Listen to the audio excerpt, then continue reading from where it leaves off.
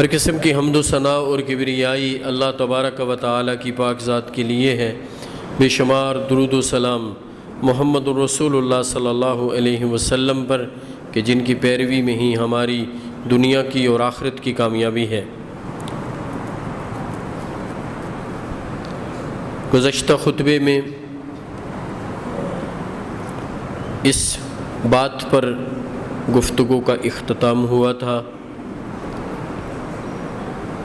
کہ موت کے وقت اہل تقویٰ کو، اہل ایمان کو، اہل توحید کو، جن کو اللہ ایمان کی برکت کی وجہ سے دنیا میں ثابت قدمی عطا فرماتے ہیں اور وہ دین پر، عقیدہ توحید پر اور ربنا اللہ کہہ کے استقامت اختیار کرتے ہیں، تو موت کے وقت ان کے لیے عظیم بشارت کا تذکرہ ان دو آیات میں کیا گیا ہے۔ فرشتے اترتے ہیں اور بشارت دیتے ہیں، اور اس کی تفصیل میں نے عرض کی تھی۔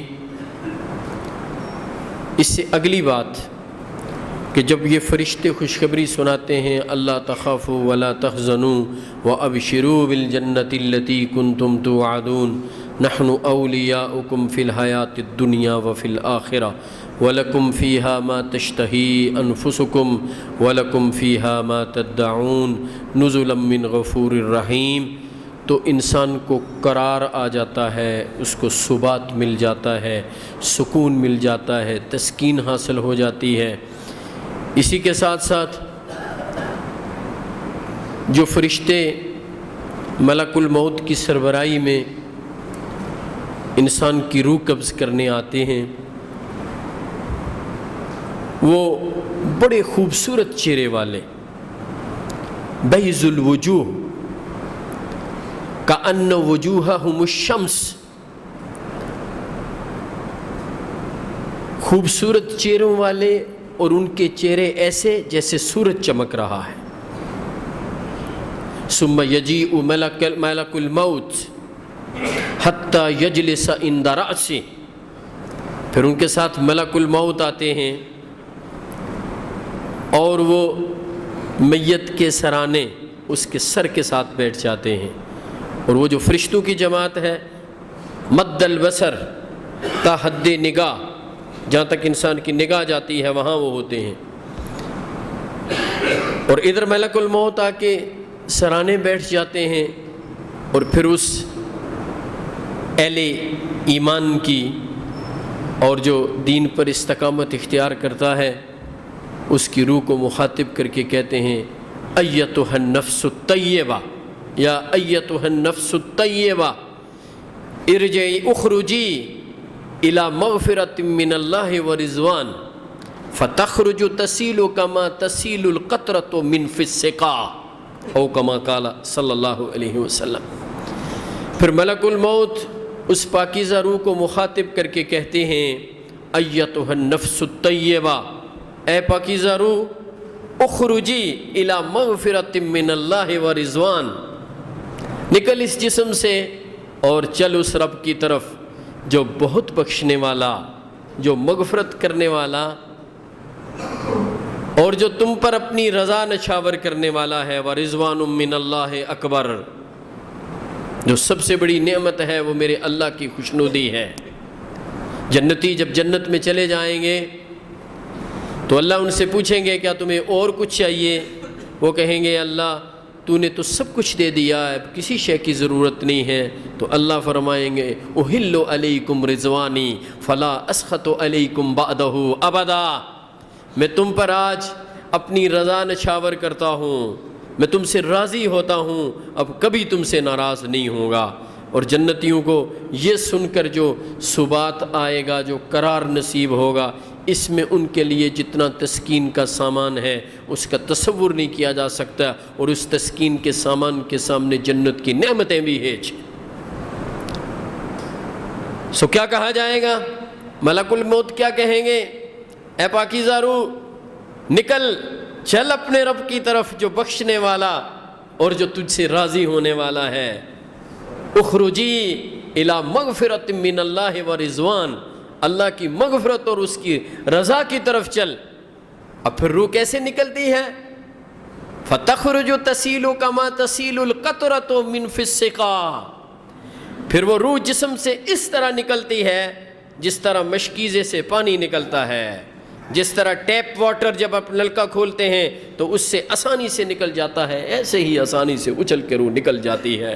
پھر ملک الموت اس کو پکڑتے ہیں اور پلک چپکنے میں دوسرے فرشتے اس کو پکڑ کے پھر کس میں ڈال دیتے ہیں۔ یہ بھی پروٹوکول ہے، یہ بھی پروٹوکول ہے نیک آدمی کے لیے، اہل تقویٰ کے لیے، اہل ایمان کے لیے، جن کو اللہ ثابت قدمی عطا فرماتے ہیں، ان کو پروٹوکول ہے۔ اور وہ فرشتے جب آتے ہیں نا تو ایک بات میں کہنا بھول گیا کہ معہم کفن، ان کے پاس کفن ہوتا ہے۔ کہاں سے؟ جنت سے، من الجنہ، وحنوتم من حنوت الجنہ، اور جنت کی خوشبو سے خوشبو ہوتی ہے، جنت سے کفن آتا ہے۔ ادھر تو آپ اس کو سفید کپڑا لٹھا لا کے پہنا کے بیچتے ہیں، اور ادھر ملک الموت کی جماعت جو اس کے ساتھ فرشتوں کی جماعت ہے جنت سے کفن لے کے آتی ہے۔ کفن من اکفان الجنہ، جنت سے کفن آتا ہے، اور اس کفن کے کیا کہنے؟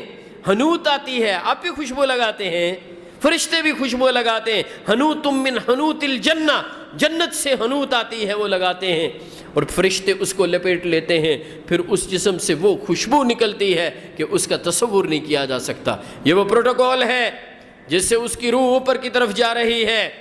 اور میرے بھائیوں، جو زمین پر اس کا جسد ہے، اب یہ جسد خاکی بھی یہ خواہش کر رہا ہے کہ جلدی جلدی اسے قبر کے حوالے کیا جائے، حالانکہ قبر کا منظر سب سے زیادہ وحشتناک اور ہولناک ہے۔ میں نے آپ کے سامنے گزشتہ خطبے میں موت کے وقت جو آدمی کی کیفیت ہوتی ہے اس کی تصویر کشی کی تھی۔ اب آپ کے سامنے میں انشاءاللہ جو قبر کی صورتحال ہے اس کی تصویر کشی کروں گا، پھر آگے بتلاؤں گا کہ قبر میں اس کے لیے ثبات، قرار اور سکون کا کیا سامان ہے۔ حیرانی ہوتی ہے وہ احادیث سن کے کہ اللہ رب العالمین جو ثابت قدمی اختیار کرتے ہیں ان کو قبر میں بھی کیسے ان کو مضبوط رکھتے ہیں اور ثابت قدم رکھتے ہیں، اور وہ منکر نکیر کے سوالات کے خوبصورت جوابات دے کے قبر کی زندگی کو خوبصورت بنا دیتے ہیں۔ میرے بھائیوں، وہ جو جسم ہے نا زمین پر، جسے آپ غسل دے کے، کفن پہنا کے، سفید کپڑے میں ملبوس کر کے اب اس کا جنازہ رکھتے ہیں۔ اذا وضعت الجنازہ، جب جنازہ رکھا ہے جاتا ہے، فاحتملہ الناس،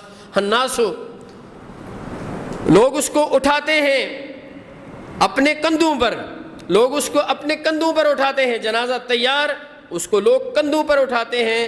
ان کانت صالحہ، اگر وہ روح صالحہ ہے، اگر وہ روح ایمان والی ہے تو وہ کہتی ہے قالت قدمونی، مجھے جلدی لے چلو، مجھے جلدی لے چلو، مجھے جلدی قبر کے حوالے کرو۔ اب تصور کیجئے کہ جب موت آئی، پاکیزہ روح جسم سے اچھل کے نکل گئی، آگے کی زندگی انتہائی خطرناک ہے، لیکن چونکہ اس کو اس بات کی ضمانت دی گئی ہے، اس بات کی تسلی دی گئی ہے کہ تیرے لیے راحت کا سامان ہے، تیرے لیے کامیابی ہے، اس لیے اس روح کو آگے جانے میں کوئی دشواری نہیں۔ جسم کو بھی پتا ہے کہ آگے قبر میں میرے لیے بڑا خوبصورت منظر ہے۔ الگ بات ہے کہ قبر کے مناظر انتہائی ہولناک ہیں، لیکن وہ میرے لیے ہولناک نہیں ہے، اس لیے وہ جسم اٹھانے والوں سے یہ کہتا ہے قدمونی، یعنی روح کہتی ہے، روح کا جسم سے رشتہ ہوتا ہے، اس لیے یہاں مؤنث کا صیغہ استعمال ہوا ہے کہ وہ کہتی ہے قدمونی ان کانت صالحہ، ان کانت صالحہ قالت قدمونی۔ صحیح بخاری میں حدیث ہے، وہ میت کہتی ہے، وہ میت کہتی ہے، اس کی روح تو اوپر چلی گئی ہے، وہ میت کہتی ہے، وہ الگ سے پروٹوکول میں ہے، اور یہ میت، یہ جو جسد خاکی ہے، یہ اس انتظار میں ہے کہ کب اس کو قبر کے حوالے کیا جائے۔ اور جب جنازہ اٹھا کے چلتے ہیں تو میت کیا کہتی ہے؟ قدمونی، مجھے جلدی سے لے چلو اور قبر کے حوالے کرو۔ اب جب اس کو اٹھا کے آپ قبر میں رکھتے ہیں، پھر ہمیں یہ تعلیم دی گئی ہے کہ اس مومن کی میت کو قبر میں رکھیں، اس کو دفن کر کے اس کے لیے ثابت قدمی کی دعا کریں۔ وہ جو دعا ہوتی ہے نا کہ استغفروا لأخیکم، اپنے بھائی کے لیے دعا کرو، ثابت قدمی کے دعا کرو۔ نبی علیہ السلام نے فرمایا فَإِنَّهُ الْآنْ يُسْأَلُهُ، اس لمحے اس سے سوالات ہوتے ہیں، اسی لیے ہم اس کے لیے یہ دعا کرتے ہیں اللہم ثبتہ بالقول الثابت یثبت اللہ الذین آمنوا۔ اللہ ایمان والوں کو ثابت قدمی عطا کرتے ہیں فی الحیات الدنیا وفی الآخرہ، دنیا کی زندگی میں بھی اور آخرت میں بھی، بالقول الثابت یثبت اللہ الذین آمنوا بالقول الثابت فی الحیات الدنیا وفی الآخرہ۔ یہ سورہ ابراہیم کی آیت ہے، یثبت اللہ الذین آمنوا بالقول الثابت فی الحیات الدنیا والآخرہ، اور وہاں ہم ہاتھ اٹھا کے یہ دعا کرتے ہیں اللہم ثبتہ بالقول الثابت، اے اللہ قول ثابت کے ساتھ اس کو ثابت قدمی عطا فرمانا، اس کو استقامت عطا فرمانا۔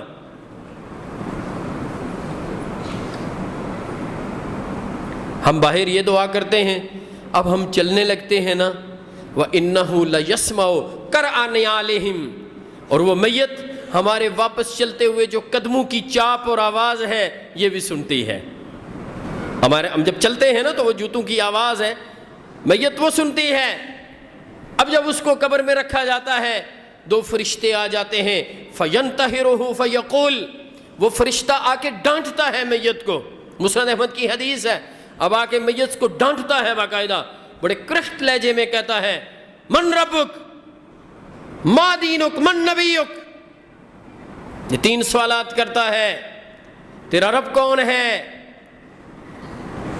تو نے کس کو اپنا مقتدی پیشوا اور رہنما بنایا تھا، تو کس کے پیچھے چلا تھا، اور تیرا طرز عمل کیا تھا، تیرا طرز زندگی کیا تھا، کیا تو نے رب کے احکامات کو مانا تھا۔ یہ تین سوالات ہیں، یہ وہی بات ہے جس کا ہم دنیا میں اقرار کرتے ہیں رضیت باللہ ربا وبالاسلام دینا وبمحمد النبی صلی اللہ علیہ وسلم۔ اگر دنیا میں اس کلمے کا سوچ سمجھ کے اقرار کریں گے تو بات سمجھ آ جائے گی کہ اسی کے تحت تو سوالات بھی ہیں، من ربک ما دینک من نبیک، یہ تین سوالات ہیں۔ اور حدیث میں آتا ہے جب فرشتہ وہ ڈانٹ کے یہ سوالات کرتا ہے، مسند احمد کی حدیث ہے، تو پھر نبی علیہ السلام نے فرمایا وَهِيَ آخِرُ فِتْنَةٍ تُعْرَضُ عَلَى الْمُؤْمِنِ، اور قبر میں یہ آخری فتنہ اور آزمائش ہے جو مومن پر ہوتی ہے، یہ قبر کی آخری آزمائش ہوتی ہے، جو اس سے نکل گیا اب قبر میں اس کے لیے کوئی عذاب اور عقاب نہیں ہے، اور جو یہاں پھنس گیا وہ ہمیشہ کے لیے جب تک قبر میں ہے پھنسا ہی رہے گا۔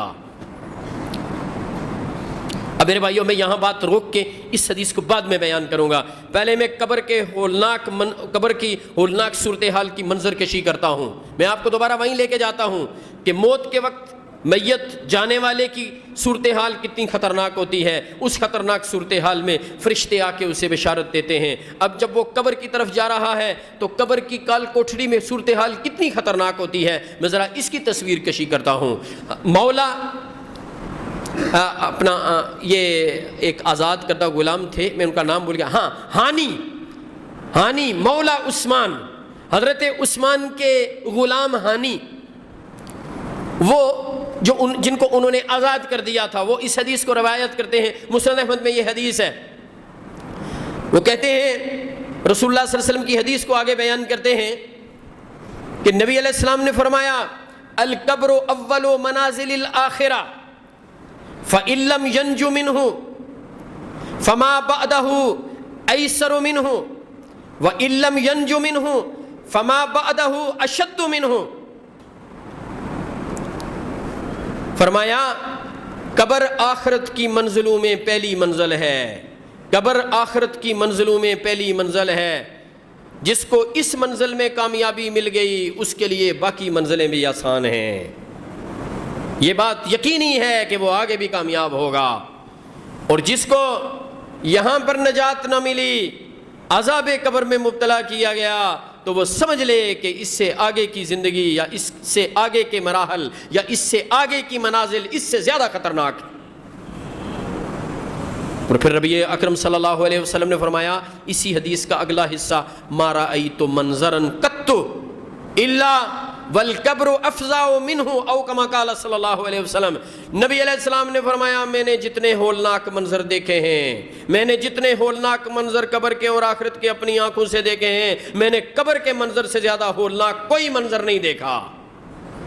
ما رأیت منظرا قط، میں نے کوئی ایسا منظر نہیں دیکھا کہ جو قبر کے منظر سے زیادہ ہولناک اور خطرناک ہو. یہ ہے قبر کے اندر صورتحال. اور خود محمد الرسول اللہ صلی اللہ علیہ وسلم ایک قبر پر پہنچے. برا بن عازب کہتے ہیں، جو آج میں حدیثیں 2-3 اور بیان کروں گا، اکثر حدیثوں کے راوی برا بن عازب ہی ہیں رضی اللہ تعالیٰ عنہ. وہ کہتے ہیں، سلسلۃ الصحیحہ میں یہ حدیث ہے، میں نبی علیہ السلام کے ساتھ تھا. ہم ایک سفر میں جا رہے تھے کہ کچھ لوگ کھڑے تھے. رسول اللہ صلی اللہ علیہ وسلم نے پوچھا یہ کیا کر رہے ہیں؟ بتلایا گیا یہ قبر کھود رہے ہیں. ففزع رسول اللہ صلی اللہ علیہ وسلم، یہ سن کر نبی علیہ السلام گھبرا گئے. برا بن عازب کہتے ہیں یہ سن کر نبی علیہ السلام گھبرا گئے.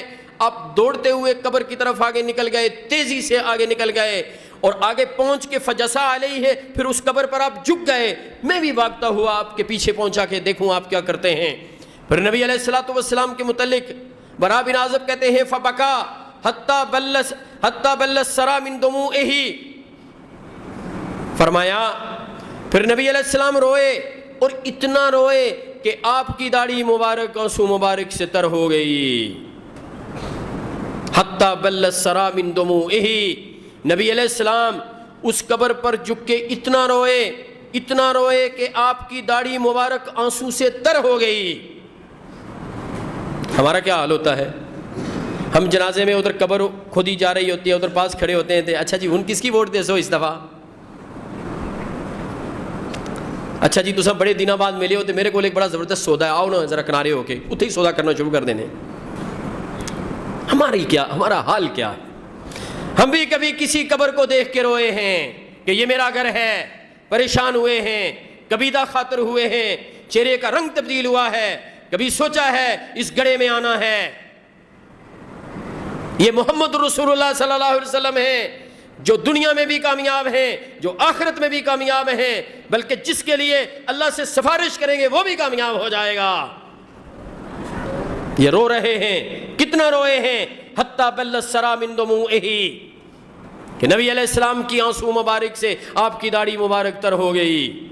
ثم اقبل علینا، صحابی رسول کہتے ہیں پھر ہماری طرف متوجہ ہوئے اور کہنے لگے ای اخوانی لمثل اليوم فاعدوا، اے میرے بھائیو آج کے دن کے لیے تیاری کر لو، اس دن کی مثل تیاری کر لو کہ یہ آج کسی کے لیے ہے، کل تمہارا دن بھی ہوگا، کل تمہاری قبر بھی کھودی جائے گی، جب تم بھی میت ہوگے کل تمہیں بھی کفن پہنایا جائے گا. کوئی دنیا سے بچا نہیں ہے، کوئی موت سے نہیں بچا. اگر موت سے کوئی بچ سکتے ہوتے تو وہ انبیاء علیہم الصلوۃ والسلام کی جماعت ہوتی. ان پر بھی موت آئی، ان کی بھی قبر کھودی گئی، ان کو بھی کفن پہنایا گیا، ان کو بھی دفن کیا گیا ہے. کون ہے جو دنیا میں ہمیشہ رہے گا؟ کوئی نہیں ہے. یہ قبر کے مناظر ہیں کہ رسول اللہ صلی اللہ علیہ وسلم قبر کو دیکھ کے رو رہے ہیں. حضرت عثمان جو پچھلی حدیث کے راوی ہیں، ان کے متعلق ان کے وہی آزاد کردہ غلام وہ کہتے ہیں ہانی، وہ کہتے ہیں مسند احمد میں یہ حدیث بھی ہے صحیح سند کے ساتھ، وہ کہتے ہیں کانا عثمان اذا وقف علی قبر بکا حتی یبل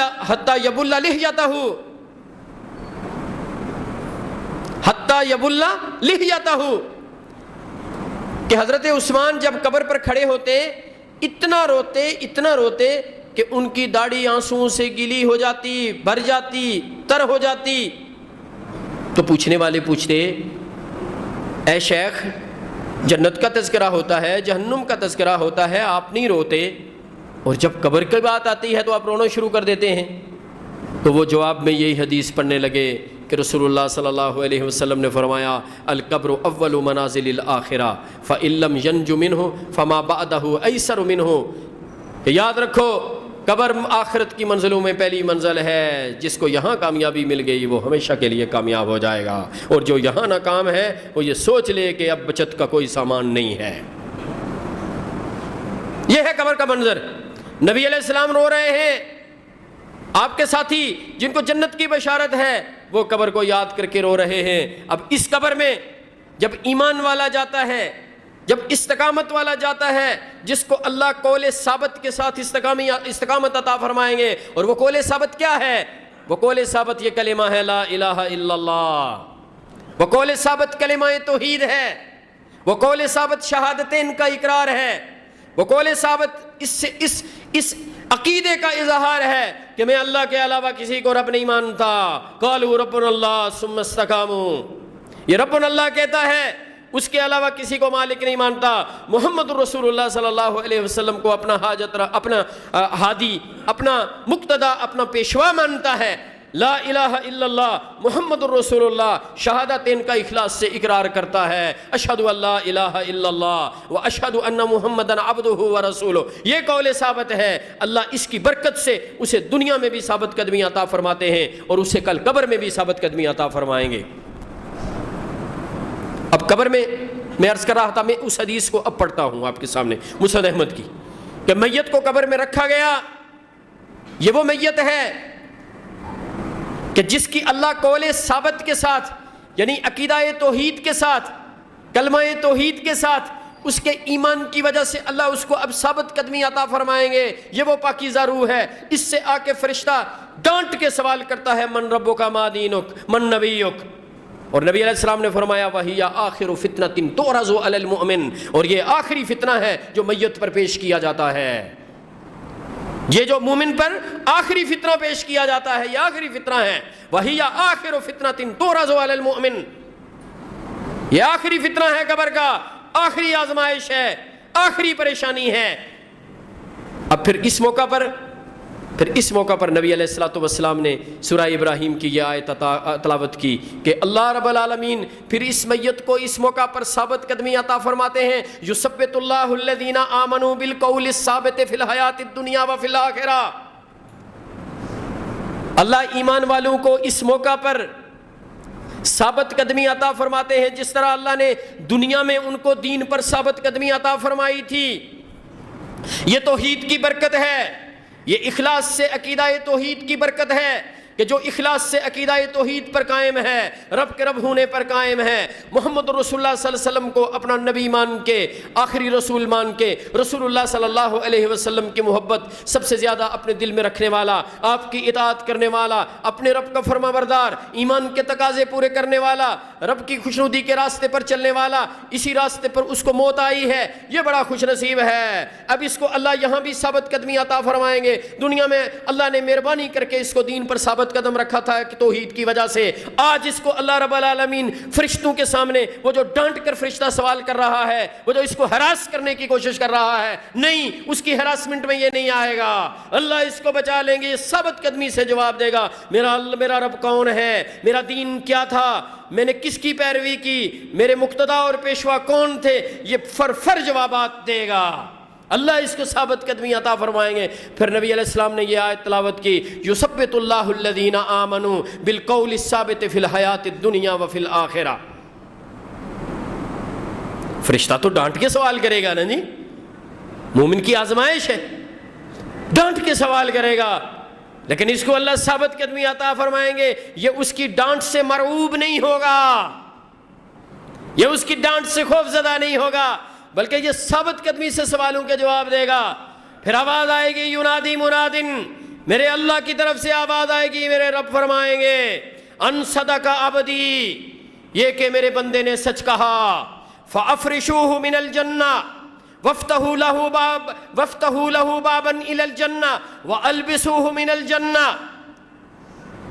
اس کا بستر جنت سے لے آؤ، جنت کی طرف اس کا دروازہ کھڑکی کھول دو، اس کو جنت کا لباس پہنا دو، اللہ اکبر۔ پھر فرشتے آ کے اسے کہیں گے، فرشتے آ کے اسے بڑی خوبصورت بات کہیں گے، سب سے پہلے تو نا اس کے سامنے وہ جہنم کا ایک دریچہ کھول دیا جائے گا، تو دیکھے گا یہ کہ جہنم کا ایک حصہ دوسرے حصے کو کھائے جا رہا ہے، توڑ رہا ہے، ایک حصہ دوسرے حصے کو توڑ رہا ہے۔ تو فرشتے کہیں گے دیکھو اللہ نے تجھے اس عذاب سے بچا لیا، پھر جنت کا دریچہ کھول دیا جائے گا، اب جنت کی نعمتیں دیکھے گا، پھر فرشتے کہیں گے دیکھو اللہ نے تجھ پر احسان کرتے ہوئے تجھے اس میں داخل کر دیا. پھر فرشتے اسے کہیں گے ھذا مقعدک، یہ تیرا ٹھکانہ ہے، علی الیقین کنت وعلیہ مت وعلیہ تبعث انشاءاللہ، او کما قال صلی اللہ علیہ وسلم. فرشتے اس کو کہیں گے علی الیقین کنت، تو دنیا میں رب العالمین پر کامل ایمان رکھنے والا، یقین رکھنے والا تھا. علی الیقین کنت، تو دنیا میں یقین کامل پر تھا، تجھے اسی یقین پر موت آئی. وعلیہ تبعث انشاءاللہ، اسی یقین پر تو دنیا سے اٹھایا جائے گا. اب یہ نعمتوں سے ثبات، قرار، تسکین حاصل کرے گا. پھر اس کو دلہن کی نیند سلا دیا جائے گا حتیٰ کہ قیامت قائم ہو جائے گی.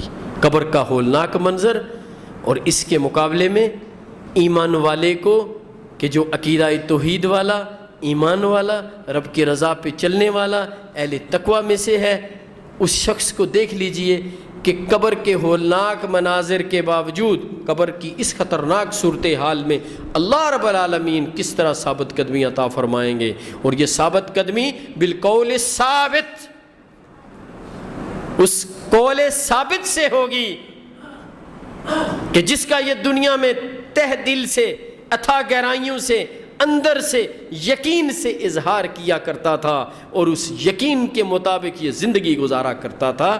اس پر دیکھ لیجئے کہ اللہ رب العالمین کی طرف سے قبر میں اسے کس طرح ثبات اور قرار حاصل ہوگا، اور کس طرح اسے وہاں بھی شاندار پروٹوکول دے کر، خوبصورت نعمتوں سے نواز کر دلہن کی نیند سلا دیا جائے گا. اور یہ ساری زندگی جو قبر کی ہے نا، چاہے وہ ہزاروں سال کی ہے، چاہے وہ لاکھوں سال کی ہے، جب تک قیامت قائم نہیں ہوتی تو یہ قیامت، یہ زندگی اس کو کتنی محسوس ہوگی کہ جب وہ قیامت کے دن بیدار ہوگا تو یوں لگے گا جیسے عصر پڑھ کے سویا ہے اور مغرب سے پہلے بیدار ہو گیا ہے. عصر پڑھ کے سویا ہے، مغرب سے پہلے بیدار ہو گیا ہے. میرے بھائیو یاد رکھو، اگر چاہتے ہو یہ زندگی بن جائے تو میرے رب کی توحید کا سچا اقرار کر کے اپنے مالک کے بندے بن جاؤ. اپنی آخرت کو سنوارنے کی کوشش کرو، اپنے رب سے استغفار کرو، اپنے رب کے حضور جھکو، اسی کے در سے مانگو، اسی کے در پہ سوال کرو، اسی کے سامنے ہاتھ پھیلاؤ، اسی سے دوستی کر لو، اسی کی خشیت کو دل میں بسا لو. تو پھر انشاءاللہ دنیا کی زندگی میں بھی وہ ثابت قدمی عطا فرمائے گا، اور قبر کی اس خطرناک صورتحال میں بھی انشاءاللہ وہ ثابت قدم رکھے گا. اقول قولی ھذا واستغفر اللہ لی ولکم ولسائر المسلمین. سبحان ربک رب العزۃ عما یصفون وسلام علی المرسلین والحمد للہ رب العالمین. oh